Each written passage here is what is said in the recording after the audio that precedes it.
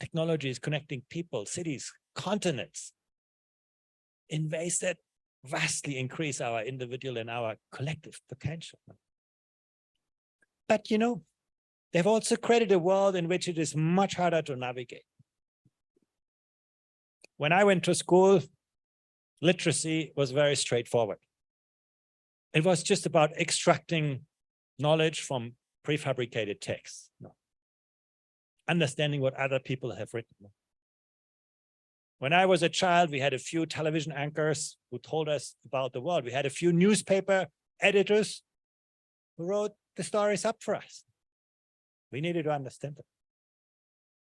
When I had a question, I could look it up in an encyclopedia, and I could trust the answer I find to be true. Today, people look up things on Google and they find 100,000 answers to their questions that nobody tells them what is right and what is wrong, what is true and what is not true. Literacy is no longer about extracting knowledge. It's about constructing knowledge, navigating ambiguity. Very different skill set. And I just said, how wonderful it is that technology connects all of us. But technology connects you typically with people who think like you, who work like you, who look like you. It's creating these echo chambers that amplify our own perspectives and often insulate us from different ways of thinking, different perspectives, different cultures. Fundamental role of education today, and we heard this already this morning. How do we help people see the world through different perspectives, appreciate different ways of thinking, understand different cultures, building identity in a pluralistic, diverse world? People who do not find a floor under their feet, who do not know who they are, they're going to build walls around them. We see that all over again in the world.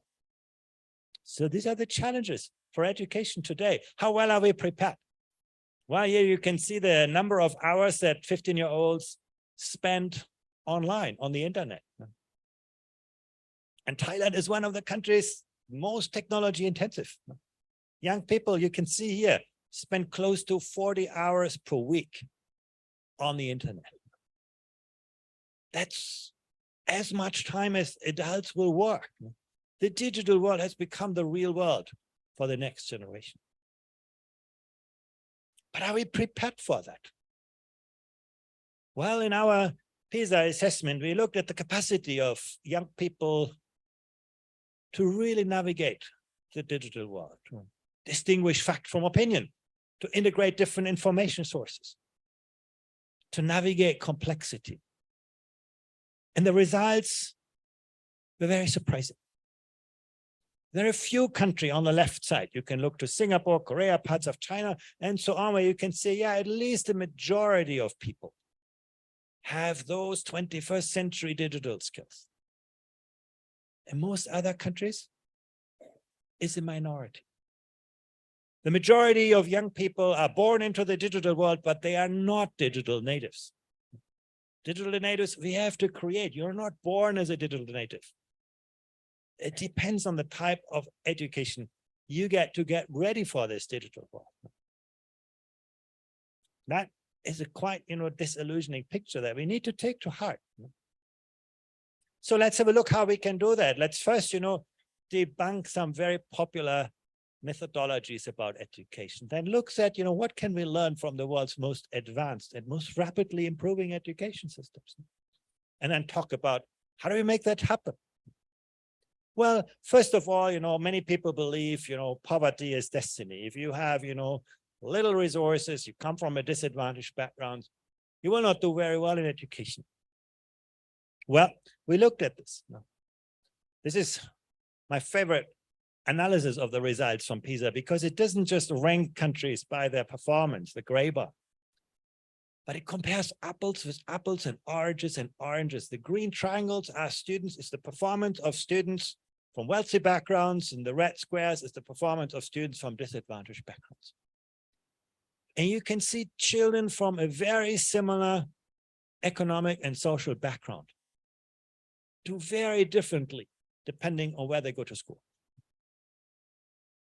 You can see, for example, the poorest children in the Chinese regions for which we had data did better than the wealthiest children in many other countries. That shows us that poverty is not destiny. It depends where you go to school, not where you come from. And that is true within countries, it's true across countries. The good side of it is, yes, we can give every child an excellent education anywhere in the world. Next thing is, some people say, well, if you welcome a lot of immigrants, you're going to see lower performance. This is not true. We see no relationship between the share of immigrants in the country and the results on the PISA test. Money. Yeah, money makes a difference. You can see here on the vertical axis, the success of countries on the PISA assessment, and on the horizontal axis, you can see the amount of money they spend per student. And you can see if you spend relatively little, Thailand is a good example, investing more in education is going to be a very good investment in your future. Money will actually be one of the ingredients of success. There's no better investment you can make than, in the knowledge and skills of your population. But, there comes a point when you get to the right side, and many of the countries I work with very closely in the OECD have reached that point. You can no longer make that argument. From some point on, how you invest your resources is going to be much more significant than just the volume of resources you invest. And actually, the same is true with time. Here you can see the number of hours that students spend studying, in blue in school, and in yellow out of school. Tutoring, homework, things like that. And you can see there are huge differences. You can compare the United Arab Emirates, where students learn close to 60 hours per week. And you contrast that with Finland, where students learn only 37 hours per week. Huge differences in the hours of learning. But that's the surface. When you look at productivity, how much do students actually learn for every hour they are taught? You get a very different story. You can see students in Finland or Germany or Switzerland or Sweden or Estonia. They learn a lot in very little time. Whereas students in the United Arab Emirates, they spend a lot of time and learn very little. So it's not the hours that you invest in learning or the money you spend, it's the quality of the learning environment that truly matters. The relevance of learning. If you do not inspire young people, if you do not make that learning relevant to their lives, they're not going to actually come out even with a lot of hours of instruction. So how do we invest our resources? How do we spend them? Here's an interesting picture. On the vertical axis, I show you the number of teachers for every 100 students, the student-teacher ratio. And on the horizontal axis, I show you the size of classes. And you can see countries make very different choices. I show you here the two largest economies for which we have data, China and the United States. They spend a similar number of teachers for every 100 students. So basically, there's a similar level of resources going into the school system. But you can see in the United States, classes are very small. In China, the classes are very large. And now many people will say, oh, well, the United States does a better job. The classes are smaller. That's what parents like. That's what teachers like. But there comes a price with this. It means that teachers have to run from one class to the next. They spend a lot of time teaching. They have very little time to do other things than teaching. In the case of China, they have a large class, so the teacher has plenty of time to do other things than teaching. They can work with individual students. They can help them. They can be a coach, a mentor, a facilitator. They can work with the parents. They can work together to develop tomorrow's technologies in education. Two countries spending the same amount, the same number of teachers, but investing it very differently. And actually, what our data show is, the the quality of teaching, the quality of teachers is much more important than the size of a class. You could see before, the results from the Chinese regions are very, very strong on the PISA assessment. So how we invest our resources is more important than just how much we spend. Now you can say, well, teachers like smaller class sizes. They are happier with their jobs if they teach in smaller classes. Actually, that's not what we see. For teachers, the class size is not so important when we ask them what makes you happy in your job. So now you will ask me, so what is it that makes teachers happy? And the answer is very clear, is the professional environment. And I'm going to come back to this later. Teacher job satisfaction is not so much about the size of class or even the salary. It's very much about the work environment that schools offer. Do you offer teachers interesting careers, opportunities to collaborate with each other? That's the driver of teacher job satisfaction. And that works almost across any country. I'm going to come back to this at the end. Mindset. Actually, the chairman of the Leadership Institute talked about this. And that's exactly what our data show. One of the best predictors for the success of an education system is the mindset that young people develop. You can see on the vertical axis, the success on the PISA test, and on the horizontal axis, something that we call the growth mindset of students.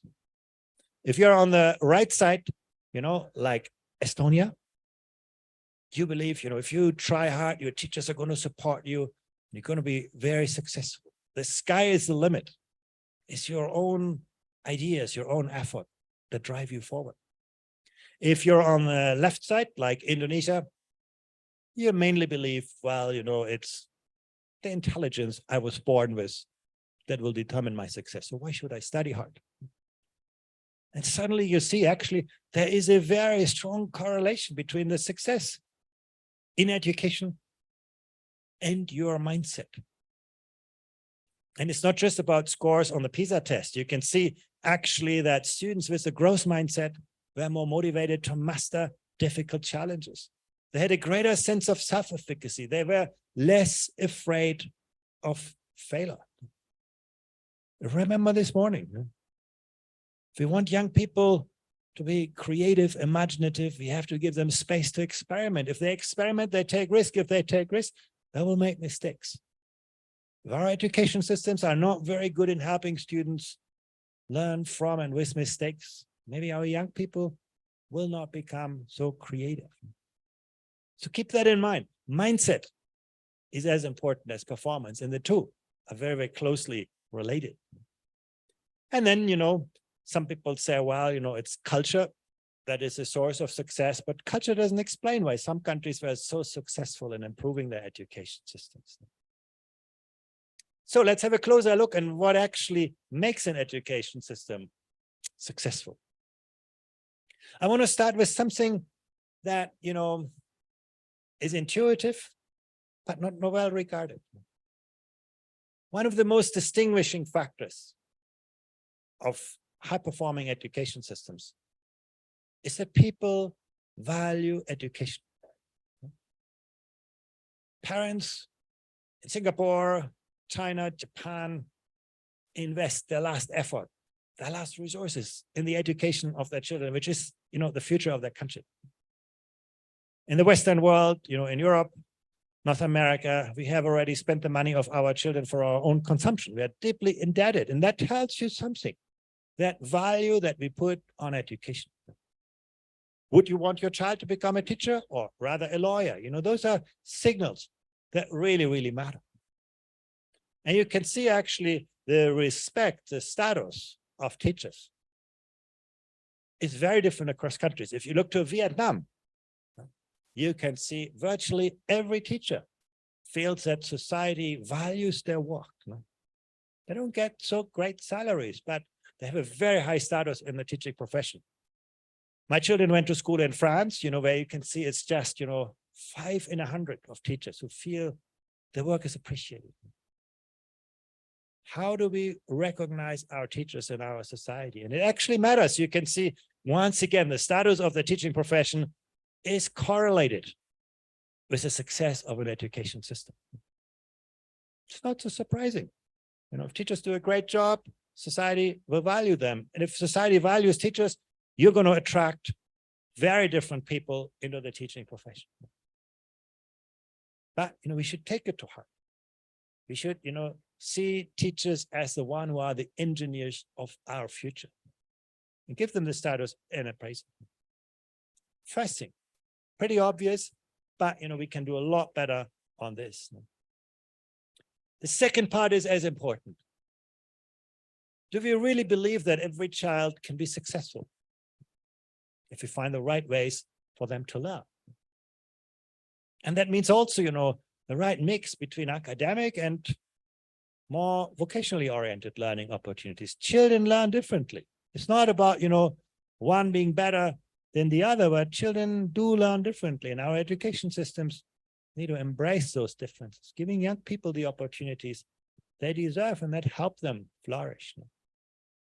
Actually, you know, I would say applied learning, vocational learning is the education of the 21st century. The academic learning gives you a lot of knowledge, but, you know, Google has that knowledge already. The applied learning, the vocational learning makes you learn with real people, makes you learn to work on real problems, makes you do work that has real consequences. And actually, many young people flourish in this. We shouldn't make it a last resort for students. We should make it a first choice. And those countries actually that have succeeded with this have always done better. They see fewer students dropping out of school. They see more young people actually seeing a brighter future. Can we make the closest school the best school? We tested that hypothesis. And you can see in a country like in Finland, there's no variation in the school performance. You can choose any school and you get the same good results. How easy it is for parents. You don't have to travel very far. You can just look at the neighbor school. It's as good as the school anywhere else. On the other side, if you go to Israel, the school you choose for your child has a huge impact on success. Very large variability in school performance. And you find Thailand is sort of in the middle. Actually, schools achieve quite similar levels of performance, which is the strength of the system. But, you know, you can drive that even further. If you actually make every school succeed, if you attract the most talented teachers to the most challenging classrooms, you'll actually do a lot for education. And that's where we often struggle. You want your best teachers to teach the most disadvantaged children. If you come from a wealthy background, you know, you always find open doors in your life, no question. But if you come from a poor background, you just get one single chance in your life, and that is meet a great teacher and be in a good school. You miss that boat, you rarely get a second chance. Unfortunately, that is the reality in our societies. Most of the learning that people see later in life just reinforces initial skill differentials. People who got a great school education are going to continue to university, they continue learning throughout life, they find a great job that makes them learn further. People who miss that boat rarely get a second chance. And you can see here, we're not doing very well on that. In most countries, Thailand included, you're at a poor school, you also get the less qualified teachers, the poorer resources. But some countries show us, actually, we can do better. We can more intentionally align resources with needs. And it makes a huge difference. If you come from a wealthy background, your teacher and your school doesn't make such a difference for you. If you come from a poor background, it makes all the difference. So, something to work on. Having high expectations. We often hear, well, you know, if we have too high expectations on children, if we have too much pressure on them, you know, they will, you know, depreciate their well-being. So there's actually very little evidence for that. I can tell you the higher the expectations of parents, the higher the expectations of teachers, the more successful the students. And actually often also, the stronger the psychological well-being. What makes children depressed is a lack of teacher support, not the pressure they fear for high expectations. A very, very important difference. No? Having education with a high degree of rigor, with cognitive demand is crucial. No? Focus. The biggest challenge for us is not to teach more things.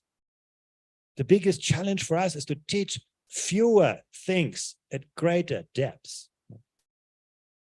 If you look at the school curriculum, there's so much stuff that we teach at very superficial levels. Often learning is a mile wide, but just an inch deep. Teachers rush through textbooks. If you look at the highest performing education systems, they teach fewer things at greater depths. They focus on deep conceptual understanding. Not have you calculated, 100 exponential equations, but do you understand the concept, the idea of an exponential function? Not whether you know all the names and places in your country, but whether you can think like an historian. Do you understand how the narrative of a society has emerged, how it developed, how it advanced, and sometimes how it unravels when the context changed? That is thinking like an historian.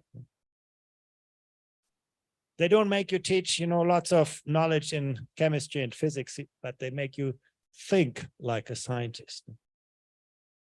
Can you design an experiment? Can you distinguish questions that are scientifically investigative from those that are not? Those are really, really questions. So balancing knowledge about the disciplines with balancing knowledge of the disciplines. And having learning environments that are authentic, that are problem-based, project-based, where students can do things. That's really very, very important. And let me tell you this story about well-being. This is the psychological well-being of 10-year-olds on average across countries. 10-year-olds are generally very happy children. When you ask them again at age 15, the bars got a lot shorter. I don't want to blame school for all of that, because children go through a difficult phase when they get into adulthood. Very clear. But what drives that well-being? Well, actually, we looked at this in all of the cities for which we had data. And you can see what makes children happy is to be stress resistant, to feel a sense of optimism, and to have that energy to move forward. And now you ask me, well, how do we create stress resistance? How do we create optimism and energy? And the answer is actually also very clearly visible.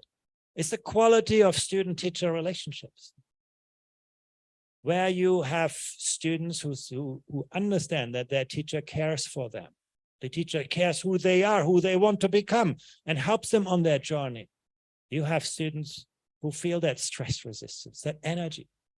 And you can also see that it works for many other kind of dimensions, their perseverance, their energy, their trust, their tolerance, their curiosity, the courage. All of those things are linked not just to what you teach, but who your teachers are. Very, very important that quality of the student-teacher relationship is really a key driver of many outcomes that we value. And that brings me, to what we need to learn in today's world. Now, again, knowledge is always going to be important, but we need to shift from, just disciplinary knowledge to also look at students' capacity to think across the boundaries of disciplines, to understand the idea of disciplines, and to be useful in the practical application. And once again, the world no longer rewards you just for what you know, but also what you can do. The skills dimension is becoming increasingly important. It's about cognitive skills, but it's also about social and emotional skills. Once again, curiosity, courage, leadership, empathy, very, very important dimensions that we need to increasingly think about. And here's a chart that is very depressing.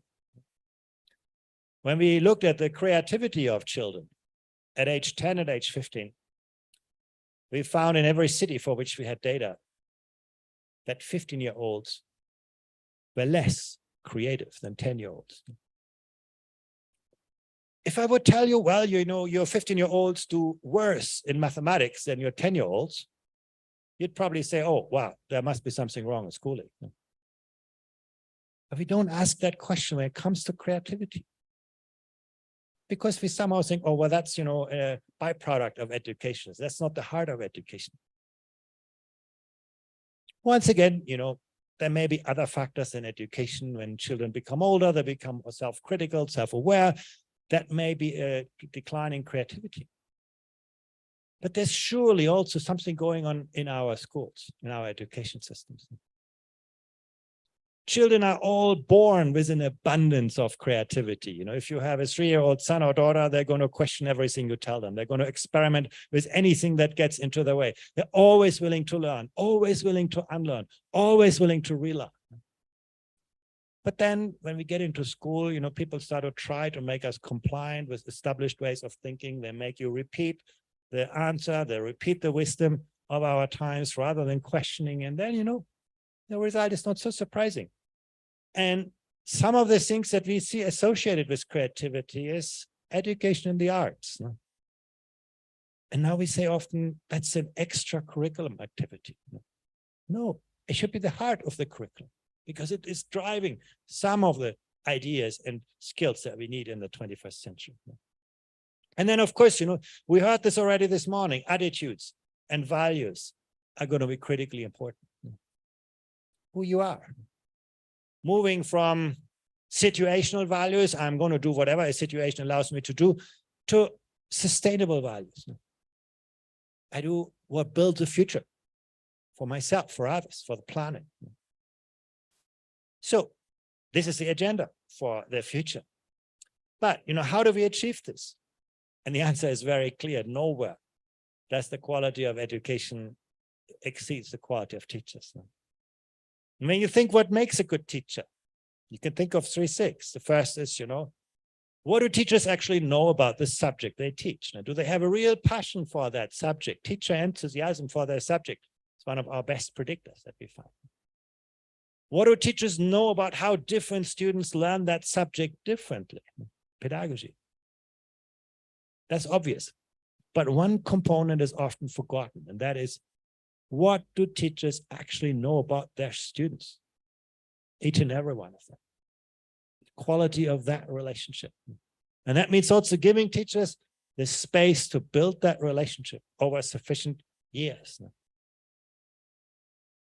To what extent do we allow teachers to become creative designers of innovative learning environments, to give them that professional autonomy? But equally important is also the collaborative culture, the peer networks that we build. Do teachers learn from and with each other? And when you actually look at the data, it's not so encouraging. Many of the superficial levels of collaboration are well established. But when you go to the right side of the chart, you can see the deep professional collaboration, you know, team teaching, collaborative professional development, you know, classroom observation. They're not very popular. Why is this important? Well, our data show the more teachers, you know, teach jointly as a team, the more they observe other teachers' classes, the more they take part in collaborative professional learning, the greater their sense of self-efficacy, ownership. So that collaborative culture in school is very important. And again, it takes time and effort, but is crucially important. And then, of course, you know, in these days, there is technology. During the pandemic, schools woke up to the digital world that is radically transforming learning. What we have seen during the pandemic are amazing things. The most important is that, you know, technology can make your learning so much more personal, granular. While you study mathematics on a computer, the computer can figure out how you learn and then, you know, adapt learning in very personal ways. Amazing possibilities we didn't know before. Actually, even they existed. Social acceptance for technology in schools was very poor. That has changed in the pandemic.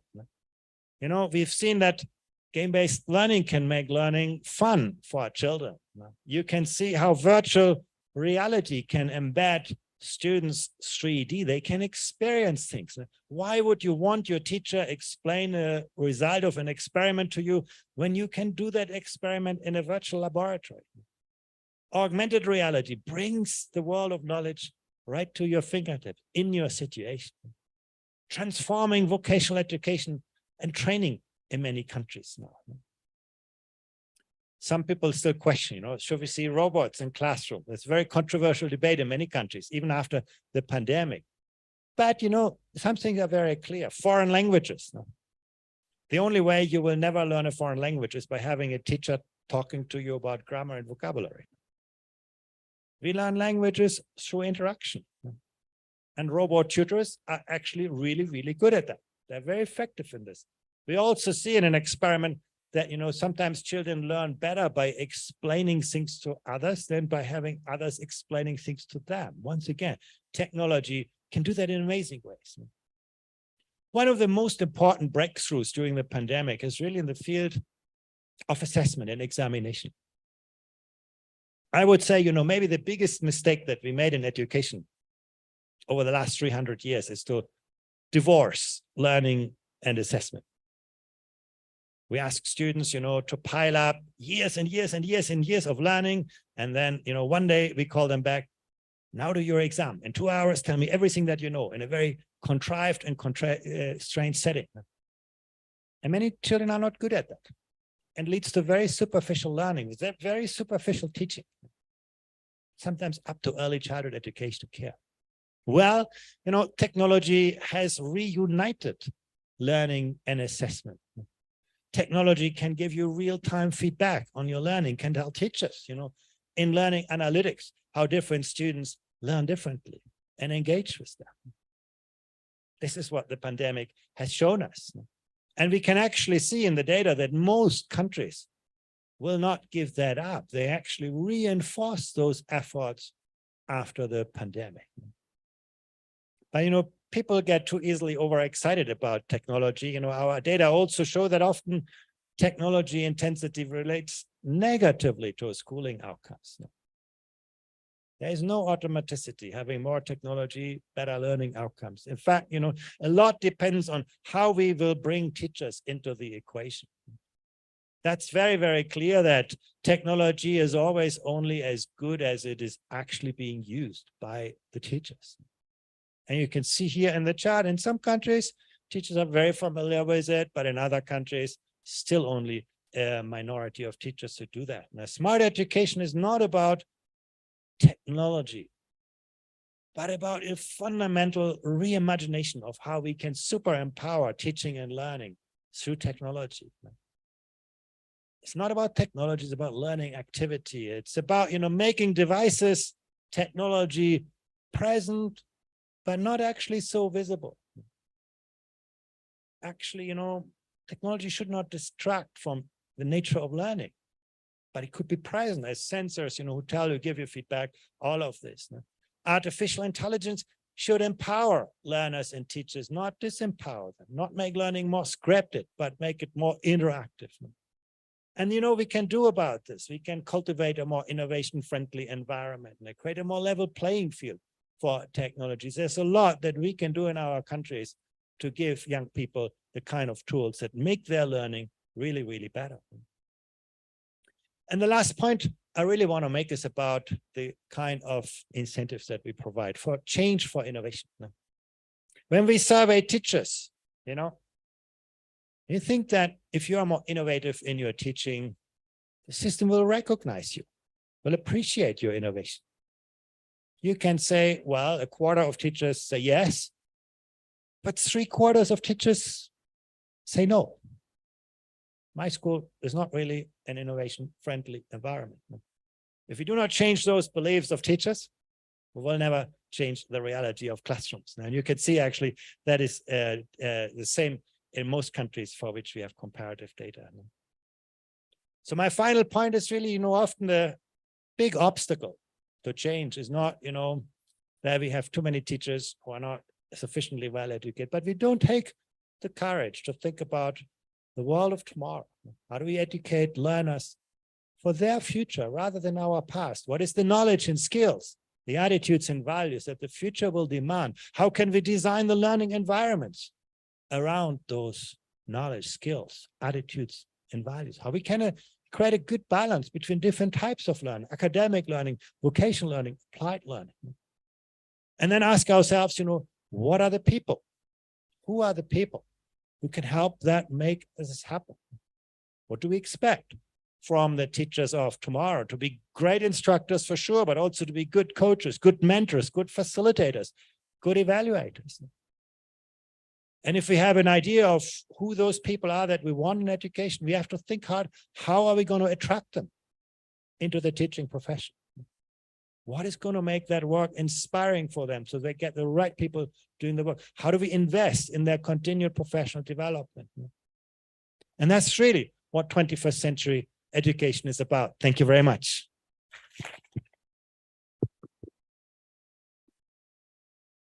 Thank you so much, Andreas, Director of Education and Skills at OECD. Thank you for sharing with us all the insights on what makes education